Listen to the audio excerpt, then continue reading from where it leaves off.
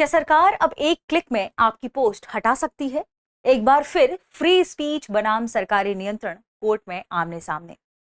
यह मामला संबंधित है stand up comedian Kunal Kamra ने, जो हाल ही में बॉम्बे हाई कोर्ट में याचिका दायर की है, उससे जुड़ा हुआ। उनकी आपत्तियां क्या है, सहयोग पोर्टल के बारे में उन्होंने क्या कहा है, आज के सेशन में हम इन्हीं बिंदुओं पर चर्चा करने वाले हैं। आगे बढ़ने से पहले आपके लिए एक महत्वपूर्ण सूचना है। अगर आप घर बैठे यूपीएससी की प्रिपरेशन करना चाहते हैं तो दृष्टि आईएएस लेकर आया है एक बहुत ही शानदार कोर्स, जिसका नाम है studio GS foundation live online course.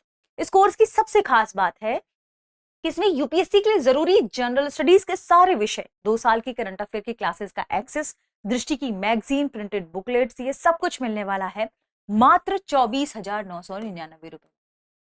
और अगर आप ये फीस भी एक बार में नहीं दे पा रहे तो इसे भी इंस्टॉलमेंट में भरने की सुविधा है। और अगर आप इस फीस में भी डिस्काउंट चाहते हैं तो कूपन कोड इस्तेमाल करें गीत। अब सवाल उठता है, ध्यान रखें गीत, अब सवाल उठता है कि आप ये खरीदेंगे कहां से।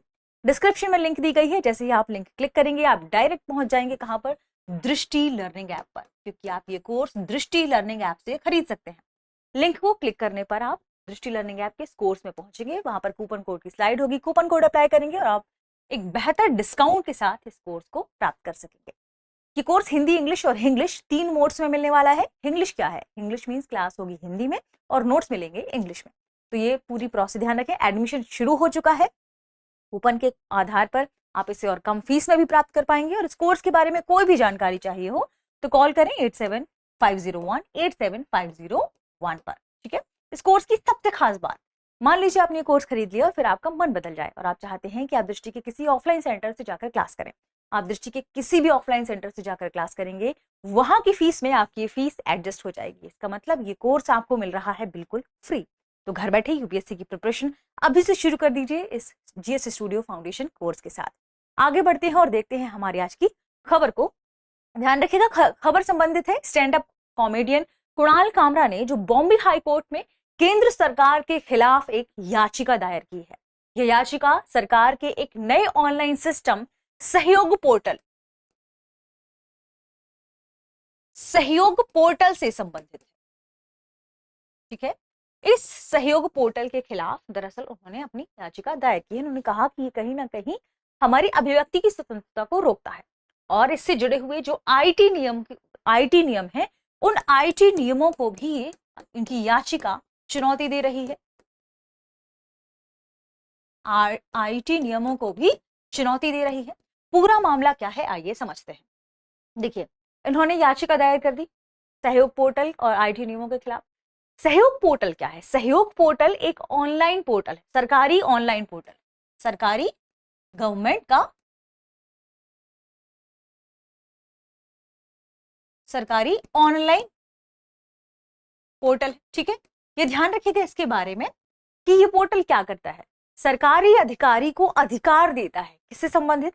सरकारी अधिकारी सोशल मीडिया प्लेटफॉर्म, चाहे एक्स हो यानी ट्विटर, जिसे हम ट्विटर के नाम से जानते हैं, चाहे यूट्यूब हो, चाहे फेसबुक हो, किसी भी सोशल मीडिया प्लेटफॉर्म से कंटेंट को हटा सकते हैं। किसी पोस्ट, किसी वीडियो या कंटेंट को हटाया जा सकता है। किस आधार पर? अगर सरकार को लगे कि कंटेंट गैर कानूनी है, भड़काऊ है या आपत्तिजनक है। तो यहाँ कुणाल कामरा का जो डर है वो ये है कि ये जो सरकार को अधिकार मिल रहा है इस पोर्टल के तहत, ये कहीं ना कहीं जो व्यक्ति सरकार की आलोचना करेगा, सरकार पर व्यंग्य करेगा या सरकार से कोई सवाल उठाएगा, तो उसके कंटेंट को हटा सकते हैं। ये कुछ उन्होंने तथ्य इसमें लिखे। इसके अलावा उन्होंने ये कहा कि यह जो चूंकि सरकार के अधिकारियों के पास, सरकारी अधिकारियों के पास ये पावर आ जाएगी कि वो कंटेंट को हटा सकेंगे, तो उन्होंने कहा कि ये हमारी अभिव्यक्ति की स्वतंत्रता को के खिलाफ है।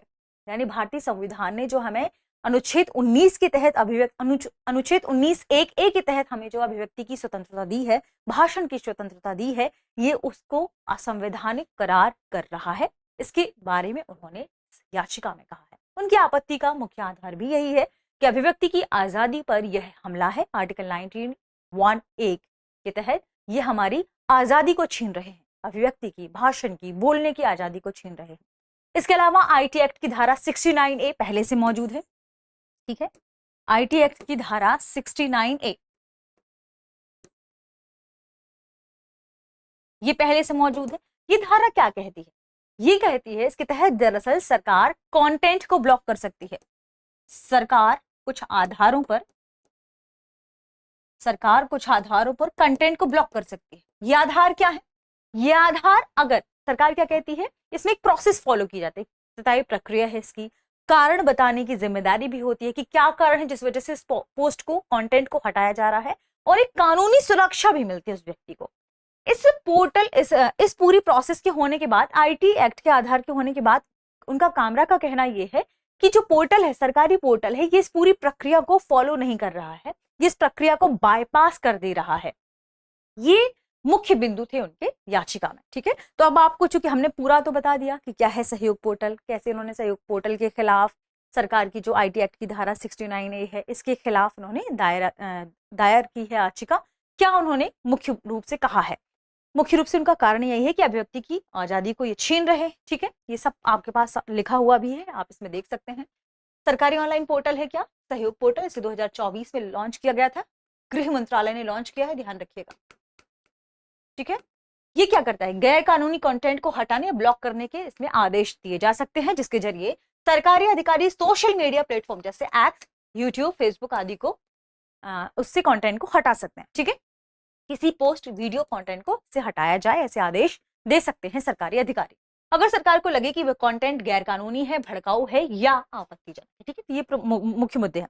आईटी एक्ट की धारा 69A के तहत कंटेंट को ब्लॉक किया जा सकता है अगर वो अश्लील हो, गैर कानूनी हो, किसी प्रकार का भड़काऊ हो, या फिर ये जो सुरक्षा है, हमारे देश की सुरक्षा है, उसके खिलाफ हो। तो प्रमुख मुद्दे हैं इसमें शामिल किए गए हैं। अभिव्यक्ति की आजादी में भी उपयुक्त निर्बंध लगाए गए हैं, आप कह सकते हैं कुछ प्रतिबंध हैं, जैसे हम राष्ट्रीय सुरक्षा के आधार पर अभिव्यक्ति की आजादी को रोक सकते हैं। ठीक है, तो ऐसा नहीं है कि हर चीज संविधान ने भी हमें बेतरतीब आप कह सकते हैं दे दिया है, या बिना लगाम के दे दी है। कुछ विस्तृत निर्बंधन लगाए गए हैं जिन पर हमने चर्चा की भी।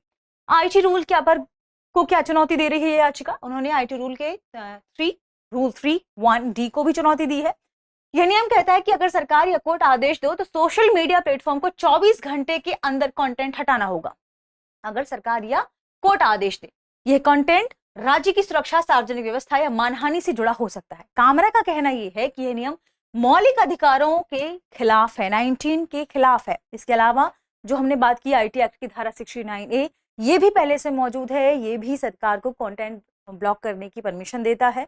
उसकी रीजन क्या है वो भी हमने देखे कि अश्लील कंटेंट है, भड़काऊ कंटेंट है, किसी भी प्रकार का गैर कानूनी कंटेंट है तो उसे रोका जा सकता है, उसे ब्लॉक किया जा सकता है। डर की बात क्या थी ये भी हमने देखा, सरकार की आलोचना, व्यंग्य या सरकार से कोई सवाल पूछता है तो कंटेंट को ब्लॉक किया जा सकता है।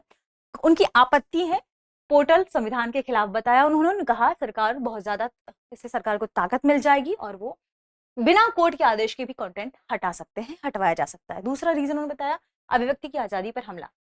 हमने बात भी की, 19A1 लोगों को बोलने और अपनी बात रखने की आजादी देता है, लेकिन सहयोग पोर्टल सरकार मनमाने ढंग से आवाजें दबा सकती है।